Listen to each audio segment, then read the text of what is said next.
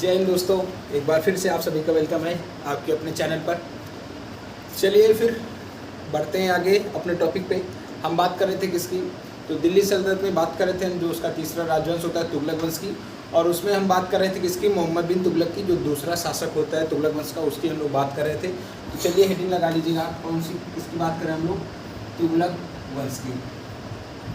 ठीक है, जो नए साथी होंगे हमारे उनके लिए देखिए, आप पीछे की क्लासों से देखते हुए आएंगे तो आपको ज़्यादा समझ में आएगा। और आज हम बात करने वाले हैं जो एमबीटी होता है, मोहम्मद बिन तुगलक, उसने जो अपने शासन, जो अपने समय में जो उसने अभियान किए उनकी हम बात करने वाले हैं। और उसने जितने भी अभियान किए वो सारे असफल हुए। ये सारी चीज़ें आप जब पहली क्लास से देखेंगे तो आपको समझ में आएगी कि उसको रक्त पिशासु, अभागा, स्वप्नशील, ये जो पागल मूर्ख शासक या पागल बादशाह जो कहा गया है, यहाँ से आपको वो सारी चीज़ें कंफर्म हो जाएंगी कि क्यों उसको ये सारी चीज़ें, मतलब ये उपाधियाँ उसको दी गई हैं, है ना। तो अगर आपसे पूछा जाता है तुगलक वंश का जो शासनकाल होता है तो कितना होता है, तो 1320 से लेके 1414 ईस्वी तक। ठीक है, 1414 ईस्वी तक। अगर पूछा जाता है आपसे इसका शासनकाल इसका संस्थापक कौन होता है, तो आपका संस्थापक, ये सारी चीज़ें तो आपको पता होनी चाहिए। इसका संस्थापक होता है कौन, गयासुद्दीन तुगलक। ठीक है, इसका संस्थापक कौन होगा, गयासुद्दीन तुगलक। किसको मारकर तुगलक वंश की स्थापना की, तो खुसरो का, खिलजी वंश का जो अंतिम शासक होता है उसको मारता है। उससे पहले दीपालपुर का शासक होता है, दीपालपुर का संरक्षक होता है, उसके अंडर में दीपालपुर होता है। ठीक है, तो ये सारी चीज़ें हम बात कर रहे थे। और आज हम बात करने वाले हैं किसकी, एमबीटी के अभियान। ठीक है, विजय अभियान नहीं कहेंगे क्योंकि यह विजय तो किसी में भी नहीं प्राप्त करता है ना। और ज़्यादा पढ़ा लिखा होने के कारण मूर्खतापूर्वक अपने काम करता है और असफल हो जाता है हर एक चीज़ में। तो ठीक है, 5 बातें आपको बताएंगे, पाँचों इंपॉर्टेंट होगी। ठीक है, आपको याद रखना है। वन लाइनर टाइप में बात नहीं करेंगे, पूरी उनके बारे में डिटेल्स में हम लोग बात करेंगे, कैसे क्या हुआ है ना, क्यों इसके जो अभियान थे वो सफल हुए, क्यों इसने मूर्खतापूर्वक अपने कार्य किए। तो ठीक है, तो कल देखिए इसकी पिछली क्लास में हमने बात की थी कि इसके शासनकाल में इब्न बतूता भारत आता है। जो भी इंपॉर्टेंट चीज़ें हैं उनकी हम बात कर रहे हैं, और बाकी सारी चीज़ों की भी हम बात कर रहे हैं। देखिए इब्न बतूता भारत आता है, उसकी हमने बात की थी। उसमें आपसे पूछा जाएगा कि कब हुआ भारत आता है, तो 1333 ईस्वी में वह भारत आता है। कितने हज़ार किलोमीटर की यात्रा करके आता है, तो 7000 किलोमीटर की यात्रा करके आता है। उसके बाद हमने आपको बताया था कि इसके जो दरबार में किस दर्शन का उपासक था, तो बुद्धिवाद दर्शन का उपासक था, हाँ ना। इसके आध्यात्मिक गुरु का नाम क्या था, एमबीटी की बात कर रहे हैं हम लोग, इसके आध्यात्मिक गुरु का नाम क्या था, तो निज़ामुद्दीन औलिया था। काफ़ी माने जाने संत थे वो उस समय दिल्ली सल्तनत के। और उसके बाद हमने आपको बताया था कि इसके जो दरबार में 2 मुनि रहते थे, जैन संत रहते थे, उनका नाम क्या था, राजशेखर और जिनप्रभ सूरी। ठीक है, उनसे आपसे पूछा जाएगा कि उनसे प्रभावित होकर इसने क्या किया था, सती प्रथा पर रोक लगाने का प्रयास किया। जब सती प्रथा पर इसने रोक लगाई तो इसको क्या कहा गया, दिल्ली सल्तनतकालीन अकबर कहा गया, या अकबर का इसको पूर्वगामी बोला गया है। ठीक है, उसके बाद हमने आपको बताया था कि प्रथम ऐसा शासक होता है जो हिंदू त्योहारों में भाग लेता है, हिंदू त्योहारों को काफ़ी धूमधाम से मनाता है। हिंदू प्लस मुस्लिम लोगों को इसने क्या किया, जो सरकारी पदों पर नियुक्त किया। ठीक है, ये सारी चीज़ें आप याद रखिएगा। अब आज हम बात करने वाले हैं इसके अभियान। देखिए यह 5 अभियान कह सकता है, या आप इसकी 5 योजनाएं भी कह सकते हैं। तो आप चाहे हम अभियान कहें चाहे योजनाएं, बात वही होगी इसकी। ठीक है, पहली योजना इसकी होती है दोआब क्षेत्र में कर वृद्धि। पहली क्या योजना होती है इसकी, दोआब क्षेत्र में कर वृद्धि। ठीक है, यह शासक बनता है 1300। इसका अगर आपसे शासनकाल पूछा जाता है, वैसे पूछा नहीं जाएगा, लेकिन आपकी जानकारी के लिए बता दें 1325 से 1351 ईस्वी तक शासनकाल इसका होता है। ठीक है, तो इसी के बीच में ये सारे कार्य करेगा। तो दोआब क्षेत्र में कर वृद्धि करता है 1325 ईस्वी में। ठीक है, दोआब क्षेत्र क्या होता है, जब ये शासक बनता है तो बहुत सारी जगह हमें ये मिलता है कि जो किसानों को इसने दंड देने के लिए जो है दोआब क्षेत्र में कर वृद्धि की, क्या किसानों को दंड देने के लिए दोआब क्षेत्र में कर वृद्धि की। या बहुत सारी जगह मिलता है कि जो कह सकते हैं राज्य में पैसे की कमी के कारण या अभाव के कारण इसने दोआब क्षेत्र में कर वृद्धि की। देखिए जो शासन प्रशासन, जो भी इतनी बड़ी प्रजा चलती है, कहीं ना कहीं हम टैक्स देते हैं और हमारे ही पैसों से सारी चीज़ें होती हैं। तो अब इतना बड़ा राज्य है, अब सुल्तान के पास कमाई का जरिया कहाँ से होगा, यही सारी चीज़ों से टैक्स लेगा। तो क्या हुआ, और एक तरफ से आप ये भी समझ सकते हैं कि जो समझ कह सकते हैं जो सच्चाई है कि तुगलक वंश को क्या कहा गया है, किसानों का स्वर्णिम युग कहा गया है किसको, तुगलक वंश को। तो फिर हम कैसे कह सकते हैं कि इसमें किसानों को दंड देने के लिए द्वाब क्षेत्र में कर वृद्धि की, लेकिन फिर भी जिन लोगों का द्वाब क्षेत्र में अधिकार था उसने क्या किया, द्वाब क्षेत्र में कर वृद्धि कर दी किसानों के लिए, ठीक है। अब द्वाब क्या होता है, सबसे पहले तो आपको जानने के लिए ज़रूरी है द्वाब क्या किसे बोलेंगे। तो जो दो नदियों के बीच उपजाऊ क्षेत्र होता है, जैसे मान लीजिए ये नदी जा रही है, फिर ये नदी इधर से इधर से चली है, तो इसके जो बीच का ये वाला क्षेत्र होता है ना, देखिए अब यहाँ पे बढ़िया सा पानी की व्यवस्था अच्छी सी हो ही जाएगी, कोई दिक्कत वाली बात नहीं होगी, है ना, बढ़िया सी ज़मीन होगी। तो यहाँ पे क्या, ये ज़मीन बहुत ज़्यादा उपजाऊ होती है। तो दो नदियों के बीच का उपजाऊ क्षेत्र क्या कहलाता है, द्वाब कहलाता है। तो इसने क्या किया, द्वाब क्षेत्र में जो है कर वृद्धि कर दी कि अब जो द्वाब क्षेत्र में जो लोग खेती करेंगे हम उनसे कर ज़्यादा लेंगे, और जो लोग बाकी ऊसर वगैरह तो आप समझते हैं वहाँ पे खेती ज़्यादा होगी नहीं, कोई मतलब होगा नहीं, तो उसने वहाँ पे नॉर्मल कर रखा, लेकिन द्वाब क्षेत्र में कर बढ़ा दिया। अब भाई द्वाब क्षेत्र में कर बढ़ा दिया, देखिए नदियाँ ये हैं, अब नदियों में पानी होगा तभी यहाँ पर खेती वगैरह हो पाएगी, ठीक है। तो क्या हुआ, जब इसने द्वाब क्षेत्र में कर वृद्धि की तो उसी समय क्या हुआ, अकाल पड़ गया। अब देखिए भाई, इसीलिए इसको अभागा शासक कहा गया है ना, यहीं से सारी चीज़ें आप लिंक करिएगा। पहले हमने आपको बता दिया कि इसको क्या क्या बोला गया है, किसने क्या कहा है, तो पहला कार्य इसका समझ में आ गया, अभागा शासक इसके लिए क्यों कहा गया है, क्योंकि जब ये द्वार में अपनी कर वृद्धि करता है तो उधर क्या हुआ, अकाल पड़ गया। अब जब अकाल पड़ गया खेती होगी नहीं भाई, है ना, अब जब खेती नहीं होगी तो लोग कर कैसे देंगे, तो फिर क्या हो गया, यह योजना भी इसकी असफल हो गई। लेकिन यह जो है बहुत ही अच्छा शासक था कह सकते हैं। तो इसने क्या किया, किसानों की मदद की, अकाल पड़ा भाई, ठीक है, तो इसने क्या किया, अकाल में इसने अकाल संहिता चलाई। तो याद रखिएगा, सबसे पहला इम्पोर्टेंट पॉइंट हमारा यही बनेगा कि अकाल के समय किसानों की मदद करने वाला प्रथम शासक कौन था,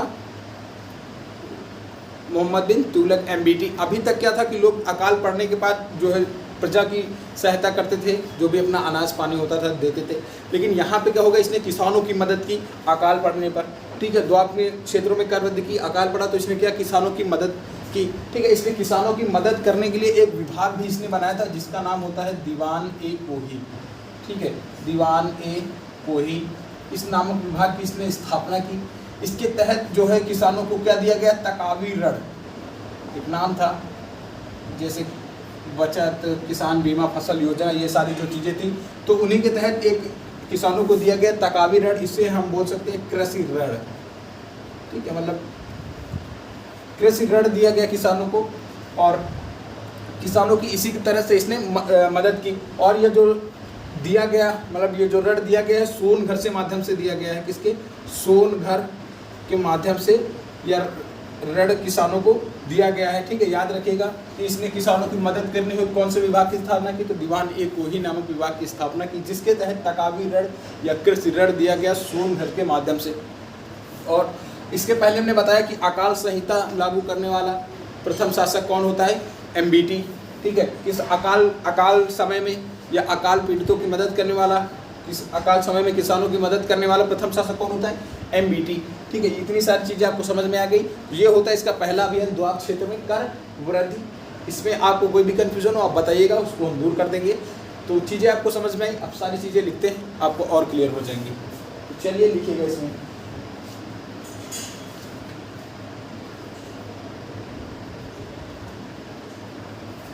चलिए लिखते हैं, द्वाब क्षेत्र में कर वृद्धि कब की, 1325 ईस्वी में। तो लिखिएगा द्वाब, सबसे पहले तो लिख लीजिएगा द्वाब, दो नदियों के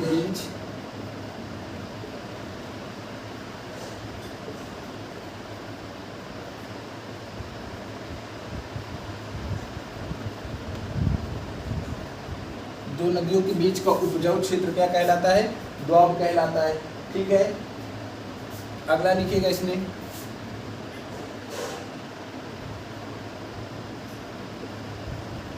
MBT ने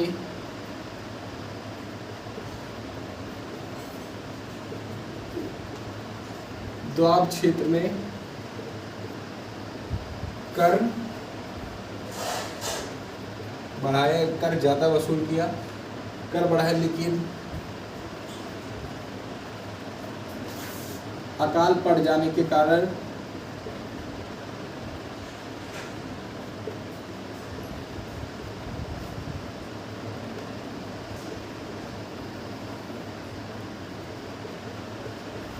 अकाल पड़ जाने के कारण यह योजना असफल होती है इसकी, यह योजना असफल रही, यह योजना इसकी असफल रही। चलिए 2 सेकंड का मात्र समय आपके पास, जल्दी से छोड़ देंगे फिर आगे बढ़ते हैं।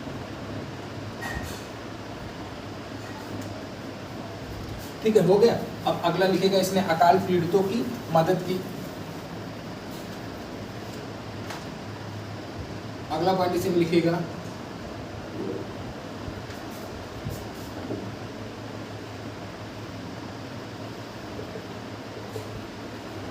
MBT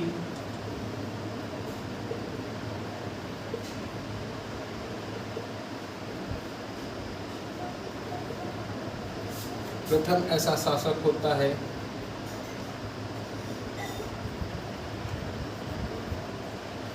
जिसने अकाल पीड़ितों की मदद की।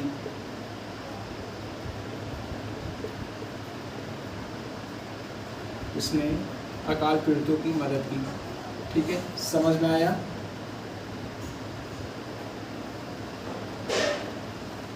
अकाल संहिता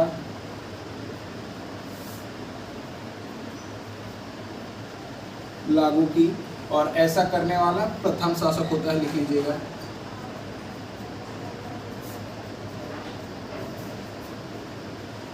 ऐसा करने वाला प्रथम शासक कौन होता है? MBT। ठीक है, ये चीजें आप नोट करिए, फिर आगे बढ़ते इसमें।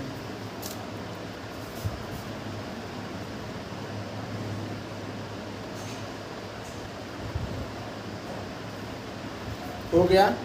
और उसके बाद अब हम किस चीज़ की बात करेंगे कि इसने क्या किया, किसानों की मदद करनी है तो इसने दीवान एक कोही नामक विभाग की स्थापना की। वो चीज़ें भी लिखनी इंपॉर्टेंट है हमारे लिए, दिख रही है चीज़ें आपको जी, लिखेगा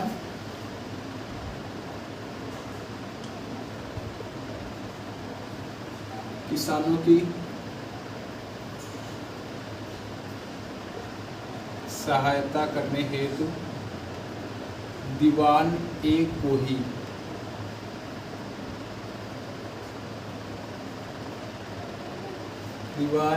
कोही नामक विभाग की स्थापना की।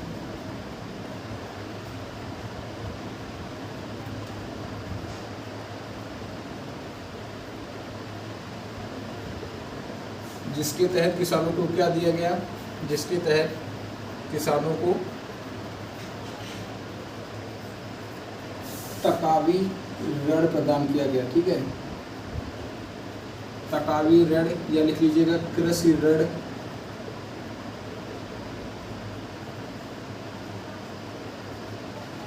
ऋण प्रदान किया गया। और यह किसके माध्यम से प्रदान किए, यदि आपसे पूछ लिया जाता है तो सोनघर के माध्यम से, सॉरी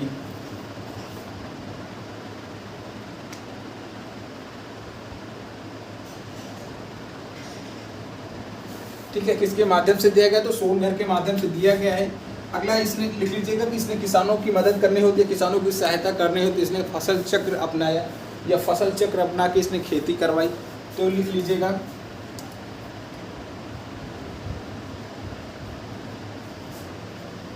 किसानों की सहायता हेतु फसल चक्र अपनाया। ठीक है, फसल चक्र अपनाया। फसल चक्र तो आप लोग समझ ही सकते हैं ना, इतना तो है ही भाई, उसमें ये आपको डिस्क्राइब करने के लिए आएगा नहीं, लेकिन ये भी सारी अधिकतर लोगों को ये सब सारी चीज़ें पता है, तो आप जल्दी नोट करिएगा। ये ज़रूर याद रखिएगा कि अकाल के समय किसानों की मदद करने वाला प्रथम सुल्तान होता है। उसके बाद दीवान एक कोही नामक विभाग की स्थापना करता है। आपसे पूछा जाएगा दिल्ली सल्तनत में तकावी ऋण प्रदान करने वाला प्रथम सुल्तान, तो कौन होता है? वह MBT ही होता है, याद रखिएगा। ठीक है, अगला लिखिएगा इसमें। ये अभियान पूरा पहला अभियान इसका समझ में आया कि इसने क्या किया। और ये देखिए दोआब क्षेत्र में इसने करवृद्धि की है, लेकिन अकाल पड़ने के कारण यह असफल हुआ है। इसे कारण इसको क्या कहा गया? अभागा शासक कहा गया।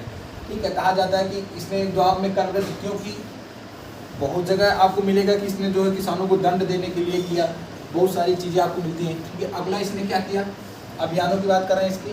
तो दूसरा जो था इसका, 5 बातों की हम लोग बात करने वाले हैं। तो दूसरा था इसका देवगिर को राजधानी बनाना।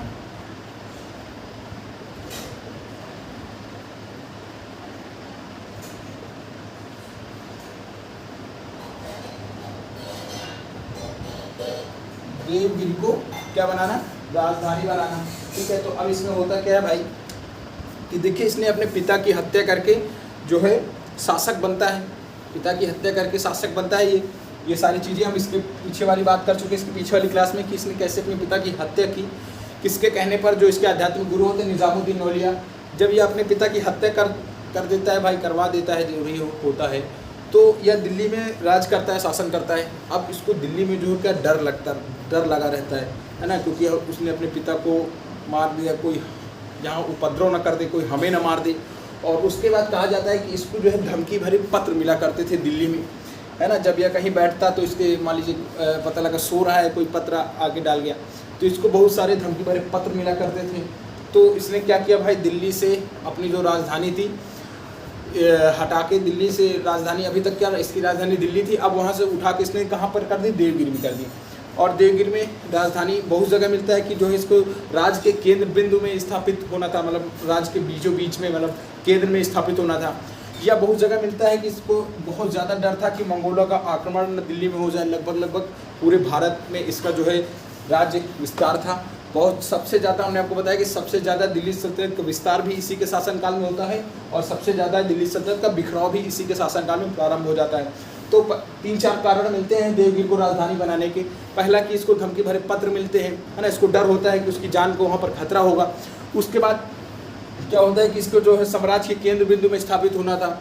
अगली चीज़ था कि इसको मंगोलों के डर के आक्रमण से इसने दिल्ली को राजधानी स्थानांतरित कर दिया। ठीक है, आपने दिल्ली स्थानांतरित कर दिया, सही है, लेकिन अब भाई देखिए एक जगह से दूसरी जगह सेटल होने में बहुत जगह आपको मिलेगा कि इसने लोगों को दंड देने के लिए ऐसा किया, है ना, कि जो लोग इसको धमकी भरे पत्र वगैरह जो सारे कुछ देते थे, कि उनको दंड देने के लिए इसने क्या किया कि राजधानी देवगिर को स्थानांतरित कर दिया। अब राजधानी परिवर्तित होगी भाई, तो जाहिर सी बात है इधर उधर चीज़ें होंगी, बहुत सारी चीज़ों का खर्चा आएगा, व्यापारी इधर से उधर होंगे, तो उसने इन सब सारी चीज़ों की जानकारी नहीं दी और डायरेक्ट जो है क्या कर दिया, राजधानी देवगिर को ट्रांसफ़र कर दी। अब डायरेक्ट कोई चीज़ करेंगे तो आपको जाहिर सी बात है असफल होना ही है, उसी कारण इसकी यह योजना भी असफल हो जाती है। फिर 1335 ईस्वी में पुनः यह दिल्ली को राजधानी बना देता है। एक कार्य इधर किया असफल, फिर बनाया, कितना खर्चा किया इसने ना, तो इसका ये भी जो है असफल हो जाता है। पढ़ा लिखा मूर्ख शासक कहलाता है, यही से आप समझ सकते हैं इसको, इन सारी चीज़ों को। तो ठीक है, इसमें कुछ लिखना है वाला वगैरह है नहीं हमारा। 1327 1326 जो 27 ईस्वी के मध्य देवगिर को राजधानी बनाता है। तो लिख लीजिएगा इसमें एक पॉइंट, राजधानी बनाकर देवगिर को क्या करता है, या दौलताबाद इसका नाम रख देता है। ठीक है, तो लिखिएगा पहला पॉइंट इसमें, अपनी राजधानी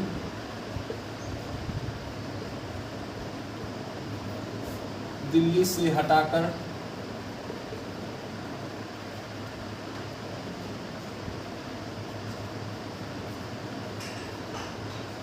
देवगिर को बनाया। ठीक है, दिल्ली से हटाकर देवगिर को बनाया और देवगिर का नाम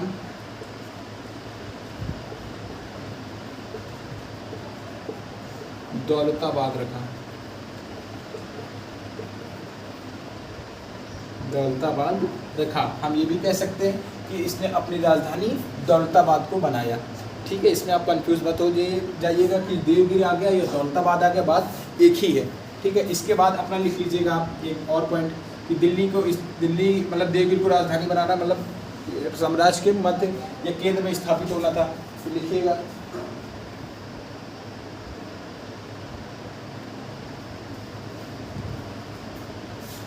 ठीक है, लिखिएगा राज्य के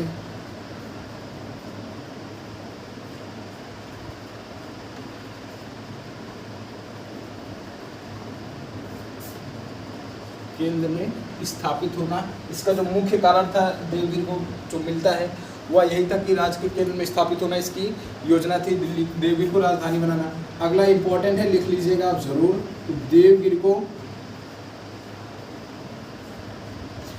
को क्या कहा गया है, तो कुव्वतुल इस्लाम कहा गया है, इसको याद रखिएगा। देवगिर को कुव्वतुल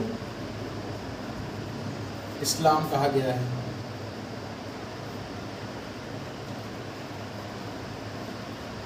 देवगिर को क्या कहा गया है? कुतुल इस्लाम कहा गया है। याद रखिएगा, ये जरूर याद रखिएगा। और इसने देवगिर का नाम अब बदल के क्या रख दिया है? दौलताबाद कर दिया है। ठीक है, 2 अभियान इसके हो गए और दोनों अभी तक असफल रहे हैं।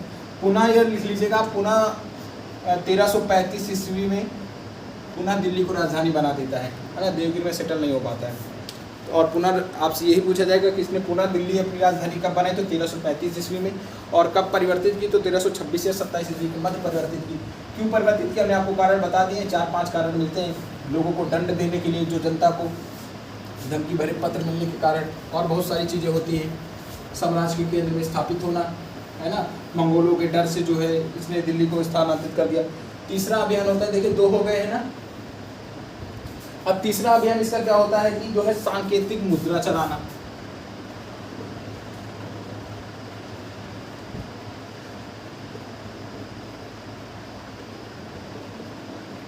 सांकेतिक मुद्रा चलाना।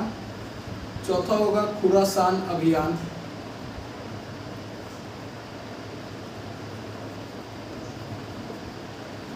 कौन सा अभियान होता है चौथा? खुरासान अभियान, या इसी को अगला नाम दे दिया जाता है ट्रांसआक्सियान। इसी के अन्य नाम लिख लीजिए इसी वक्त।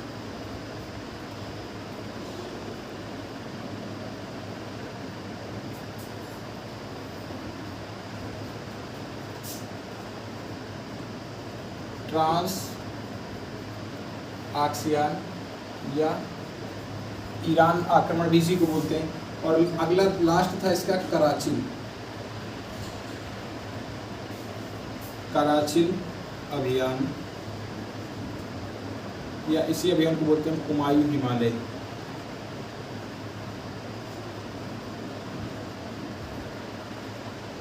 कुमायूं हिमालय। और इसके जो अन्य नाम है खुरासान अभियान के, ट्रांसआक्सियान या ईरान अभियान भी इसी को बोला जाता है। ये जरूर याद रखिएगा आप लोग। ठीक है, चलिए अब बात करते हैं इसकी चीज़ों की कि इसने कौन कौन से अभियान किए। देखिए 2 अभियानों की बात हम लोग पूरी कर चुके हैं, इनकी भी बात करेंगे। देखिए इसने अगली चीज़ क्या की कि जो है जब विश्व में चांदी या सोने की कमी होने लगी, है ना, जाहिर सी बात है जब आप किसी चीज़ का ज़्यादा उपयोग करेंगे तो उन चीज़ों की कमी होना लाजमी है। तो सोने व चांदी की जब विश्व में कमी हुई तो ये बात इसको भी पता चली भाई ने कि सोने व चांदी की कमी होने लगी है। तो यह ज़्यादा दूरदर्शी सोच रखता था, क्योंकि इतना बड़ा ज्योतिष था, विद्वान था। लेकिन इसने क्या किया भाई, जब सोने व चांदी की जब वो हुई, मतलब कमी हुई, तो इसने जो है कांसे या तांबे के सिक्के चलवा दिए। ठीक है, और उन सिक्कों को चलवा कर इसने क्या किया कि जो है उनका मूल्य जो है चांदी के बराबर रख दिया। देखिए सांकेतिक मुद्रा का सबसे पहले आप समझेंगे सांकेतिक मुद्रा का अर्थ क्या होता है। देखिए जैसे किसी मुद्रा, जैसे मान लीजिए आप 1 रुपये का सिक्का बनाए हैं, तो उसमें जो धातु लगी है, जो उसकी कीमत है, उसकी जो है कीमत 1 रुपये नहीं है, 1 रुपये से कम 80 पैसा है, 50 पैसा है। ये होता है सांकेतिक मुद्रा कि उसकी जो वस्तु का जो अंकित मूल्य है उससे उस वस्तु की जिसमें उसकी लागत है, जो वह बनी है जिस चीज़ से, उसकी कीमत उससे कम है, तो यह होता है सांकेतिक मुद्रा। तो इसने क्या किया, सांकेतिक मुद्रा चलाया। और चांदी के सिक्के और तांबे के सिक्के, चांदी के सिक्के इसने क्या किए भाई, चांदी की कमी हो रही थी, उसने चांदी के सिक्के बंद करवा के तांबे के सिक्के चलवाए। और इसने क्या किया, कहा कि भाई दोनों का मूल्य बराबर किया, और उसके बाद बोला कि आप तांबे का सिक्का लाइए, चांदी का सिक्का लाइए, तांबे का सिक्का ले जाइए। आप बताइए ऐसा कौन सा मूर्ख इंसान होगा जो चांदी दे के तांबा लाएगा। कितना भी भाई पढ़ा लिखा ना हो, कोई चांदी दे के तांबा लाएगा, सोना दे के तांबा लाएगा? आप बताइए। तांबा तो आसानी से मिल जाता है, घर में भी बनाने लगे सिक्के भाई।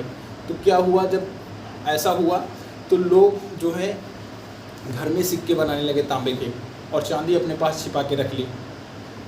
अब सोचिए, इसका हर जगह तांबा चलने लगा, लोग तांबे भाई बनाते थे, घर में बेचाते थे, मतलब बेच के आते थे, अपना जो है जाते थे, बराबर चालू करते थे काम। तो बरनी का कथन आता है यहाँ पर कि प्रत्येक हिंदू का जो कह सकते हैं व्यापार धर्म उसका बन गया था टकसाल बनाना। टकसाल बनाने का मतलब होता है सिक्का बनाना। प्रत्येक हिंदू का धर्म क्या हो गया था उस समय, टकसाल बनाना। तो और फिर इसकी जो है ये मुद्रा भी असफल हो गई। अगर वो बराबर न करता तब तो सफल होती, लेकिन उसने बराबर कर दिया, क्योंकि दयावान शासक था, है ना, लोगों को ज़्यादा कष्ट देना चाहता नहीं था, लेकिन इसी को कष्ट होगा उठता। अब यहाँ पे एक नोट पॉइंट जरूर याद रखिएगा कि सबसे पहले क्वेश्चन बनेगा हमारा कि सबसे पहला सांकेतिक मुद्रा किसने चलाया। तो MBT ने तो यहाँ पर चलाया है, लेकिन इससे पहले भी 2 लोग चला चुके हैं। एक होता है चीन के शासक कुबलाई खां चलाता है। कौन? चीन का शासक होता है कुबलाई खां, उसने सांकेतिक मुद्रा चलाई थी। और अगला होता है फारस के शासक जो होते हैं, फारस के शासक होते हैं कैकुत्तु खां। कैकुत्तु खां उन्होंने भी क्या चलाया था? सांकेतिक मुद्रा। तो आपसे क्वेश्चन पूछेगा कि सांकेतिक मुद्रा चलाने वाले प्रथम शासक तो चीन का कुबलाई खां या फारस के कैकुत्तु खां होते हैं सांकेतिक मुद्रा चलाने वाले शासक। यह योजना भी इसकी असफल हो जाती है। उसके बाद खुरासान अभियान या ट्रांसएक्शन या मध्य एशिया अभियान, ईरान अभियान, ठीक है। तो यह होता है अबू सैयद के विरुद्ध। किसके विरुद्ध? अबू सैयद के विरुद्ध। अबू सैयद भाई या ईरान में जो है अपना कब्जा, अपना शासक जमाना चाहता था। तो इसने क्या किया? 3,70,000 की सेना गठित की। कितना? 3,70,000 की सेना गठित की। और सेना गठित करने के बाद इसने क्या किया? जो है सेना को पहले ही वेतन दे दिया। क्या किया? पहले ही पूरी सेना को वेतन दे दिया। अब जब वेतन दे दिया भाई, सब दारू पी के मस्त है, कोई गया ही नहीं अभियान पे। तो इसका यह अभियान भी असफल हो गया। अगला अभियान इसका होता है कराची अभियान या कुमायूं हिमालय। प्रथम शासक होता है जिसने यह अभियान किया। और प्रथम शासक ऐसा होता है जिसने मध्य एशिया या ईरान का अभियान किया। तो कराची अभियान में क्या होता है? कराची अभियान में जो है ये चीन की जो हिमालय वाले क्षेत्र में जो चीन का जो वर्चस्व होता है उसको समाप्त करने के लिए ये अपने सैनिक भेजता है। लगभग 1 लाख के समथिंग सैनिक भेजता है। और उसमें जो है क्या होता है, वहाँ पर इतनी ज़्यादा बर्फबारी होती है, प्लेग बीमारी फैल जाती है, उसके कारण उसके सारे सैनिक मारे जाते हैं। और उसके कारण इसका यह अभियान भी असफल हो जाता है। 5 चीज़ें इसने की हैं और पाँचों की पाँचों चीज़ों में असफल रहता है। तो अब आपको समझ में आ गया होगा कि क्योंकि इसको इतनी सारी चीज़ें कही गई हैं, क्यों कही गई हैं, ठीक है। कल हम बात करेंगे 1-2 चीज़ों की जो कथन आते हैं वर्णी के, उन पर बात करेंगे। और उसके बाद इसकी मृत्यु भी कल हो जाएगी। तगी इसका अंतिम अभियान होता है तगी के विरुद्ध गुजरात में। फिर उसके बाद तगी जो है हार कर सिंध भाग जाता है, वहाँ पर जाते वक्त इसकी मृत्यु हो जाती है, ठीक है। ये सारी चीज़ें आपको समझ में आ गई। 5 इसके अभियान होते हैं। इन सारी चीज़ों की बात हम कल प्रॉपर लिख देंगे आपके लिए, कौन सी चीज़ क्या होती है। चीज़ें आपको समझ में आ गई हैं तो ये ज़रूर करिएगा, ठीक है। फिर क्लास को समाप्त करेंगे यहीं पर। कल सारी चीज़ें लिखेंगे, ये जितनी भी चीज़ें हमने समझी हैं उसके बाद आगे बढ़ेंगे। और फिर कल ये MBT समाप्त हो जाएगा, फिर आगे बढ़ेंगे, फिर उसका तुगलक में बात करेंगे, ठीक है। तब तक आप सभी को अच्छे से पढ़ते रहिए, आगे बढ़ते रहिए अपने जीवन में और खुश रहिए। अगर आपको कोई भी दिक्कत होती है तो आप कमेंट कर सकते हैं, जो भी चीज़ आपको ना समझ में आई हो। तो तब तक के लिए सभी को जय हिंद, जय भारत।